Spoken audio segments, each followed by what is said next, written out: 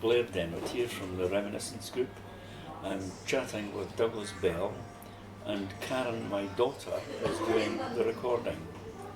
And today we're going to talk about a couple of things, but I'll let Douglas kick us off. Well, one of the things I'd like to talk about today, Blair, is the interesting use of language in Kirkcaldy, whether it's Old Scots or whether it's the local vernacular. I remember very clearly when I was a boy hearing some strange words which I wish at the time I'd taken down and noted and understood the proper meaning of, but you never think of these things until it's far too late. Yeah. And anyway, if I'd asked my grandmother and other folk who were using that strange arcane language what the meanings were, they maybe wouldn't have known either. Sure. Because looking into the research behind words wasn't something they did, they just simply used the language and that was it. Yeah. But some of the language is quite prosaic and quite poetic in some ways, and some of the words are very probably lost to common usage these days, but hopefully some of that will come back as people get more and more familiar with the origin of language, and it's maybe taught a bit more often at school. Some of the words that my grandmother used to use occasionally was when somebody was staring at her, she would refer to them as glowering. Aye.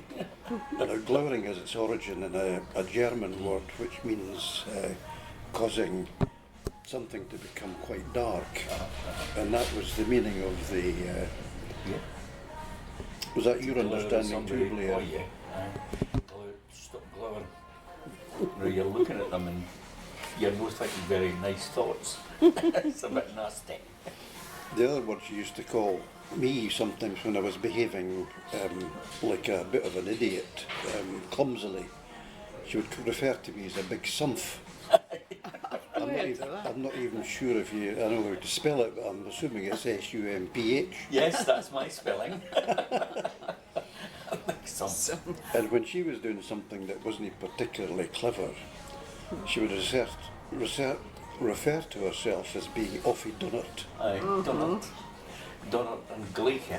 And gleeky, aye. And whenever you were confronted with a big plate full of food and you maybe had a fly fish supper on the way home and you couldn't face it, she would look at you and say, "You're stamaganted." I don't know that one. Stamaganted. That means that you're fed up at the sight of food generally and you can't eat. That's a new one on me. Which That's contains a the good word one. gant, which was a word for stop ganting, stop yawning. Yawning. Right. Oh, that's another new one for me. But one of the funniest ones that I remember was a friend of mine who had a very old aunt, and this friend of mine was buying a new house, had a garden, and the old aunt was asking him about various garden tools that he may or may not have. Yeah. So she said to him, amongst a whole list of other things that she named, "Do you hear a hoe?" And he said, "No, I don't." She said, "You didn't hear a hoe, you hate hear a hoe." Which makes perfect sense. Yes. It sounds like a North American Indian incantation. You can imagine them dancing around the fire to say, "You didn't hear a hoe." That's excellent. The other one that this is a slightly risky, and I won't be offended if Karen or Blair decide to take this out, but I remember as a young lad, very early teens, we would sit round and we'd talk about things that we knew very little about, mostly to do with the opposite sex. And we were all very naive and had very little idea what sex actually meant and Sure. what to do about it. So we were talking about things like you've got to be very careful because you might get the lassie pregnant. And I don't know if you know this old term for that little appendage that men are fascinated by. referring to the John Thomas as Aye. your taw. Yes, I presume spelled T-A-W. Yeah. It's certainly not a word that I can find in the Scots dictionary. But this older boy, who was the big brother of one of my friends, who was probably in his late teens, who seemed to know a great deal about the art of being with the opposite sex. And we were talking about using a contraceptive and stuff. And he said, no, Doogie, no. What you say is beerto or nato at all.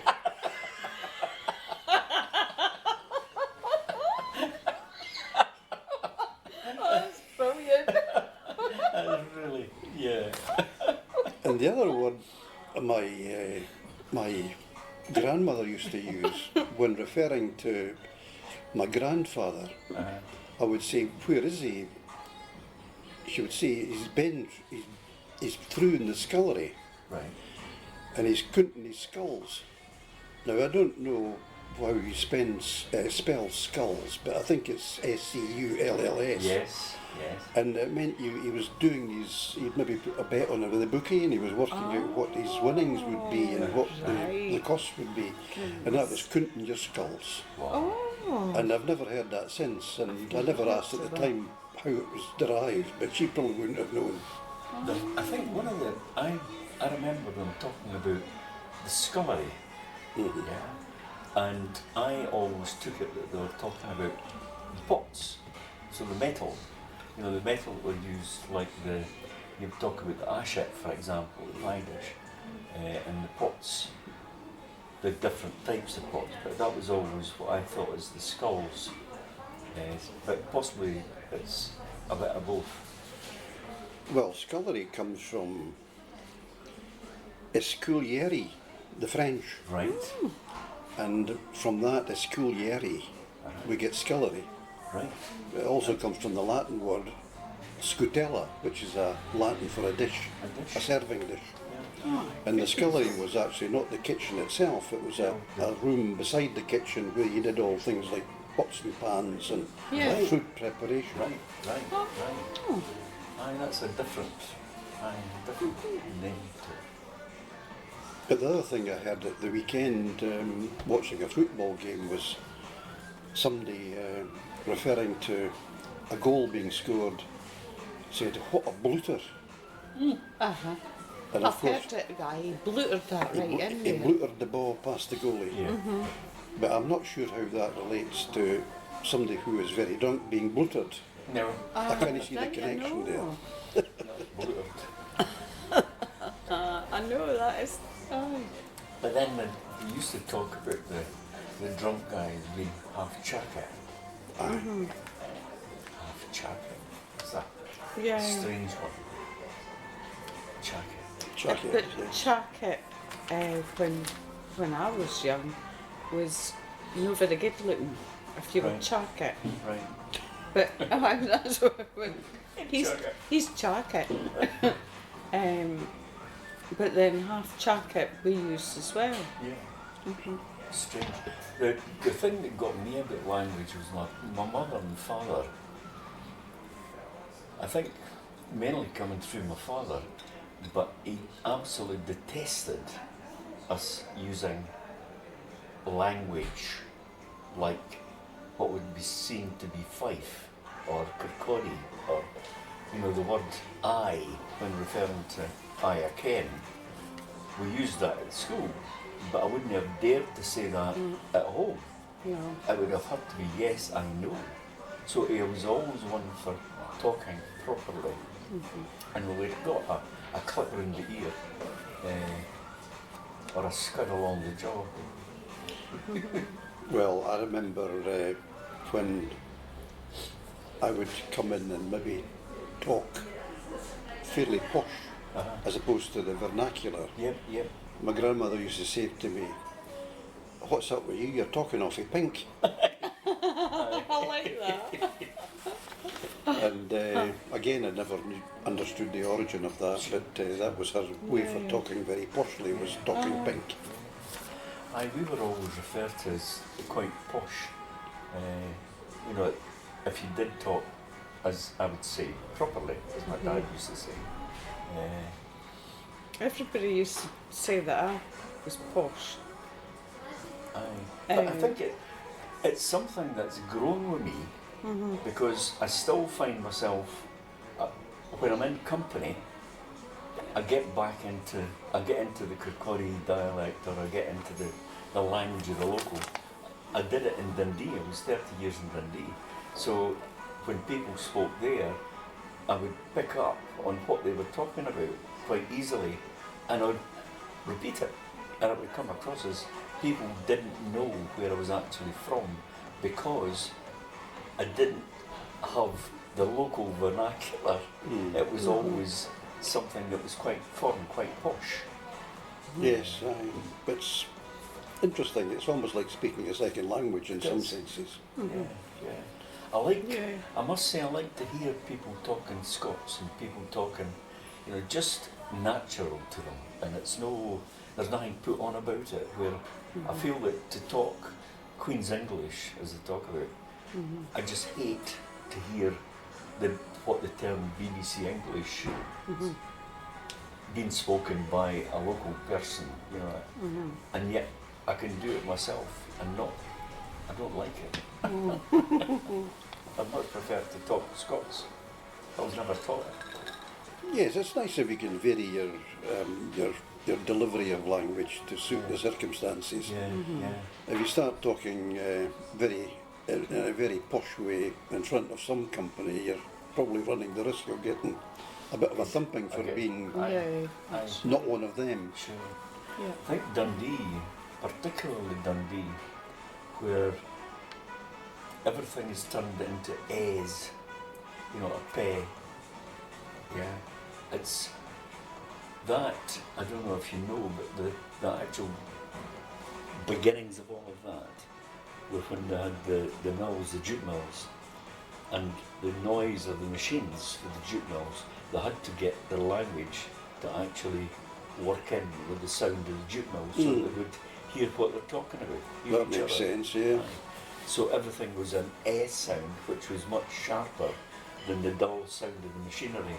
So it was always and ken and and it takes a bit of getting used to it. But once you do get used to it, it's natural. Yeah, I guess so. But Kirkcaldy, I don't know if there was so much of it in Kirkcaldy, or I wasn't aware of it in the same way as I was when I went to Dundee. You know, I didn't get as much of there's something that is owned by Kirkcaldy. It was very much a language that, it was a mix of, you got Borders, you got Edinburgh, you got Aberdeen, it was quite almost like it travelled around quite a bit. There are certain words in Edinburgh that I've heard in the past which are like a different language altogether. I once saw two young men or young lads squaring up to each other in Leith Walk, and one would say to the other one, "Will you paggy or will you nash?" Oh. And paggy, will you fight or will you flee? All right. Paggy or nash. Now I don't know where these would come from, but that is like a completely different language. Yes. And that's Edinburgh. Edinburgh, yes. I've only ever heard it in Edinburgh. Not Morningside. No, this was down Leith. Down at the docks. Sunshine in Leith. That's right. Aye, wonderful. Wonderful language. One of the other leads me to another topic perhaps is the origin of the word steaming, meaning you're drunk. Drunk. Yeah. Do you know the origin of that? No. It goes back to the mid-19th century when the law was changed in the interest of the temperance time, where people were drinking too much and too often, and they passed a law which meant that the pubs would close at 10, but certainly no later than 11, and never be open on a Sunday. Sure. And one of the ways of getting round that was in Glasgow. The steamers used to run on a Sunday, but being on a steamer, you were allowed to drink. Right. So all the men went onto the steamboats down the Clyde, Aye. and of course they came off and they were steaming. Or steamboats. Aye. And that's the origin of Aye. the term steaming. Now that makes sense. It does, because I think I've used. He was totally steamboats. Aye. I've used that as a term as well. Yeah. Well, that goes back to I think it's the Forbes Mackenzie Temperance Act of 1853. Right.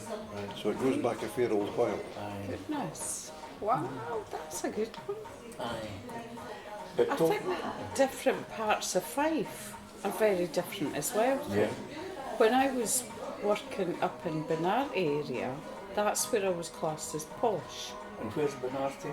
Like Ballingry and Kelty. Right. And when I went to Methil, I was classed as very posh. And I think like Glenrothes and Kirkcaldy area were not really awfully slang, I don't think, No. in comparison to like the Benart area and Methil Leven area. Where, but maybe I'm wrong. No. I just know that there's a lot of people in those areas that are really broad. I suppose it's a lot to do with the industry of the area.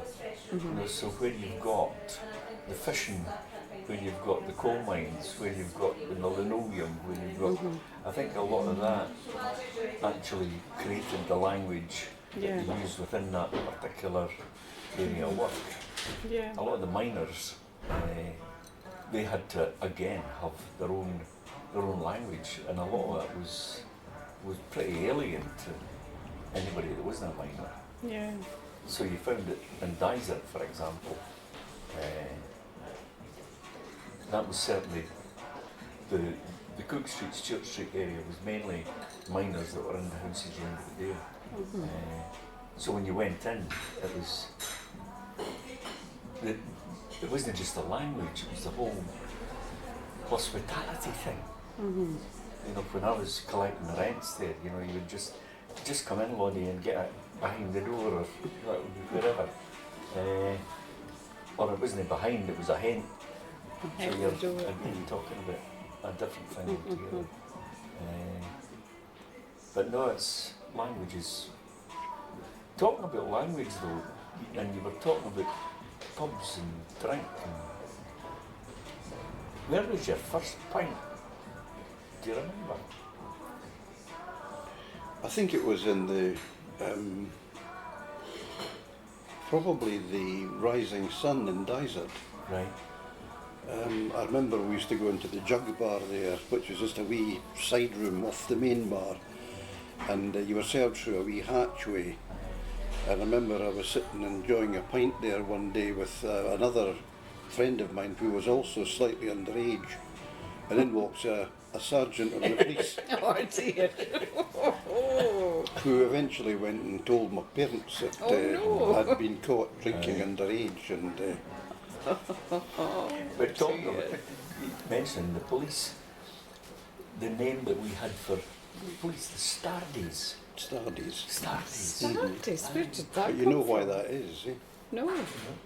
Bastardies. Oh, right. Really? Now that makes sense as well. Dad. Oh. The Stardies, aye. The Stardies. Yes, indeed. But no, we were, I think it was the Viewforth Hotel, which was just next to the Burma at that time. Mhm. And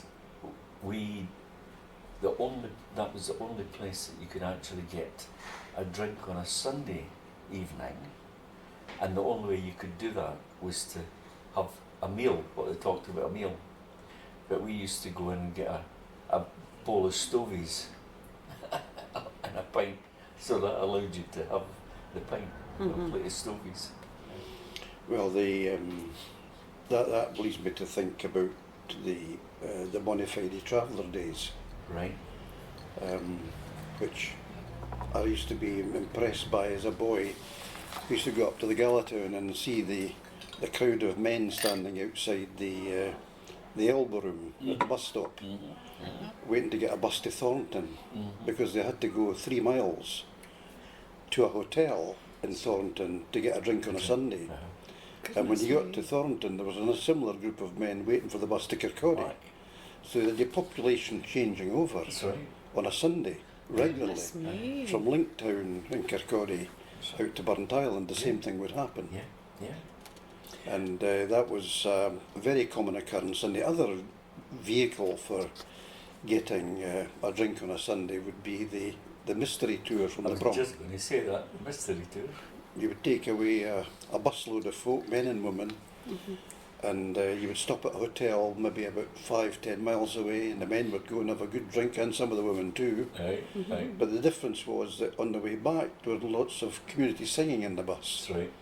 There was none of this everybody's face stuck in a cell phone or No. into a Nobody mobile talking. device. Yeah. They were singing and enjoying themselves. Aye. Even the conductress and the driver would be joining in. Yeah, yeah.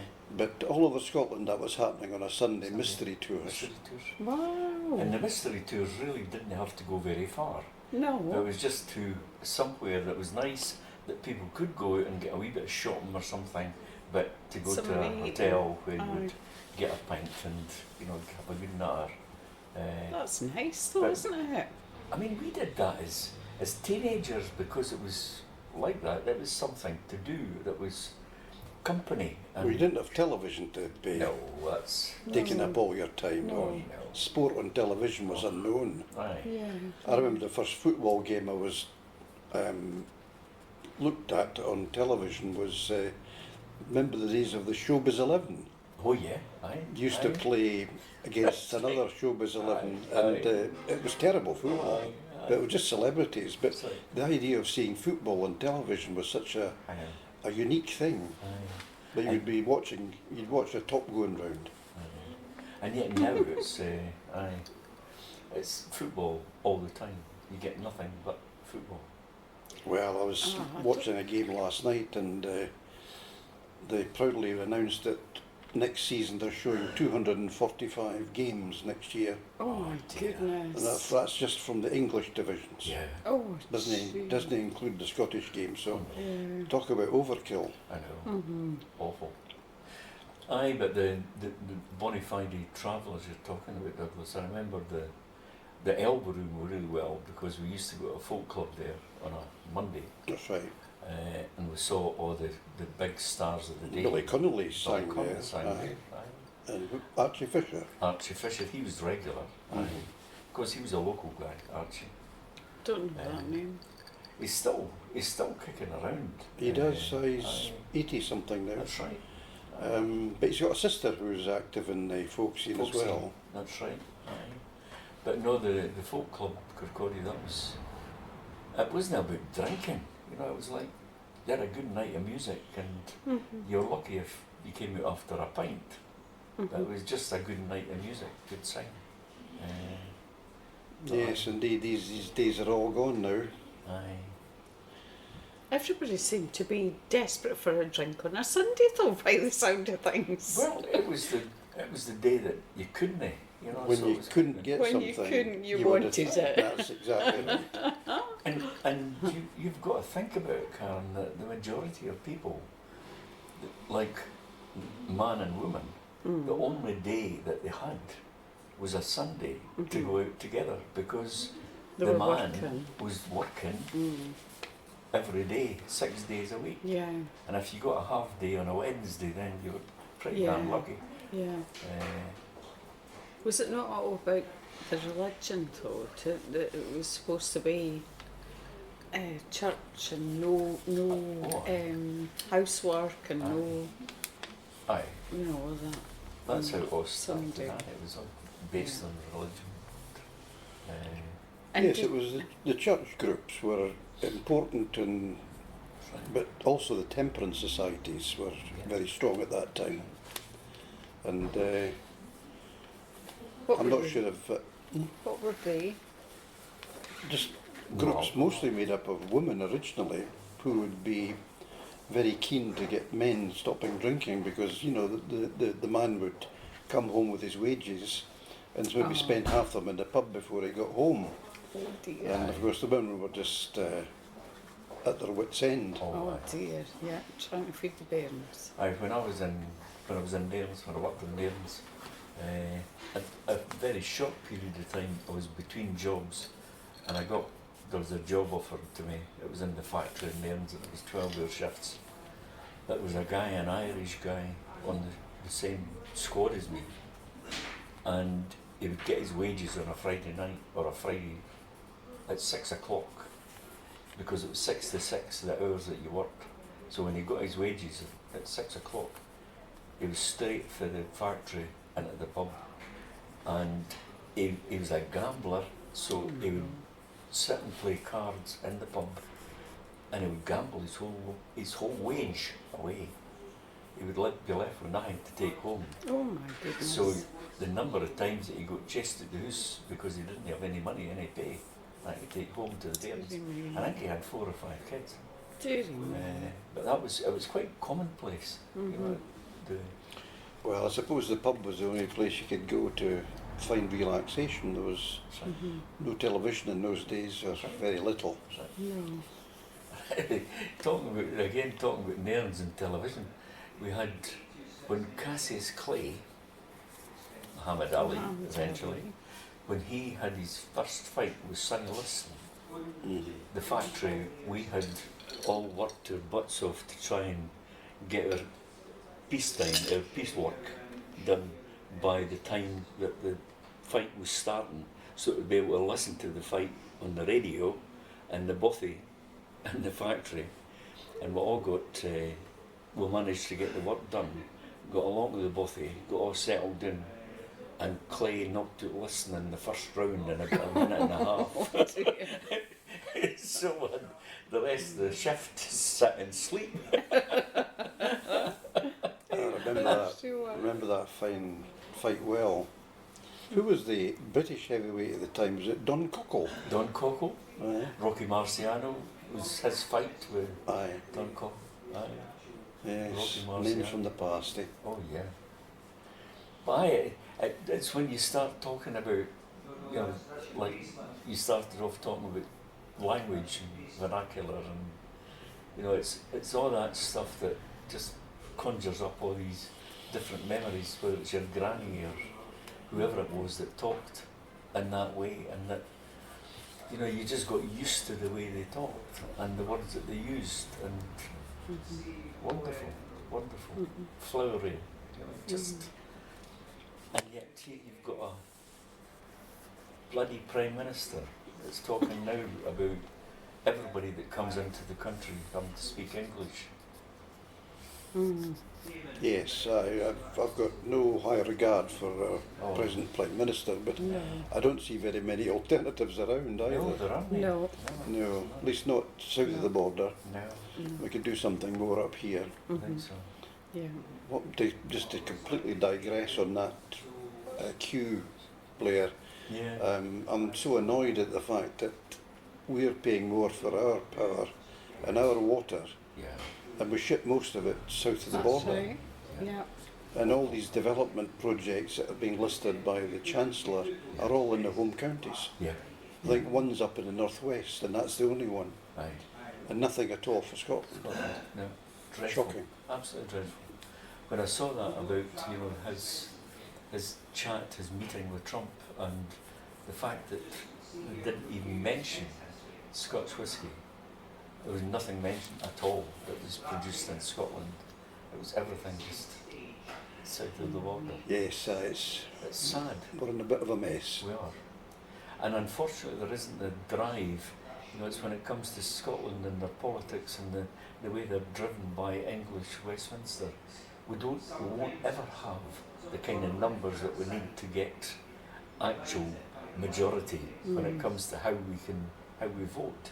So we really need to look at something a wee bit different. I think we need to bring in somebody that's not political party It's almost like Leslie Riddoch, for example. She doesn't stand for a party, but she'll stand for independence. So it's that thing that we need to separate independence, I think, from politics. Yes, Leslie Riddoch is very good because she is she's a great admirer of the Scandinavian political system, Yes. which is from the community, local community, through the regional community Yes. to the national community, Yes. and she builds from the bottom up, which Yes. is the only way to build Yeah. anything. Yeah.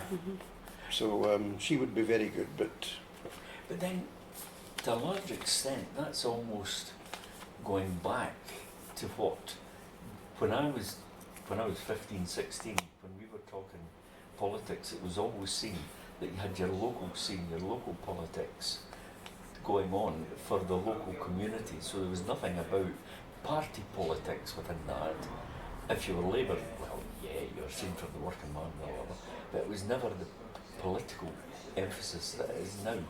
And then it went from there to the national politics. So it was much more about, I think even with, remember Alf Patey, he was the first SNP. councillor that I ever met that was Scottish Nationalist. But they didn't, Scottish Nationalism didn't start off as a political party, they were a movement, and it was only at that time, which was in the 60s, that it went on to then looking at the party politics of the SNP. But we need to have a different focus. well, before there was ever a Conservative party at the local level, it was the Ratepayers Association. That's right. Yeah. That was how they were known, Aye. and they were the equivalent of the Conservatives, but there was always a Labour Party, but that was founded in Scotland anyway, so that was in effect a local party. Local party. Right, Douglas, I think that maybe concludes our session today. Fascinating talking about the old days, but we will be meeting again, I think, I hope. But for now, thank you very much. It's Blair Denwette here, signing off the podcast group, the Reminiscence Group 2025. Bye.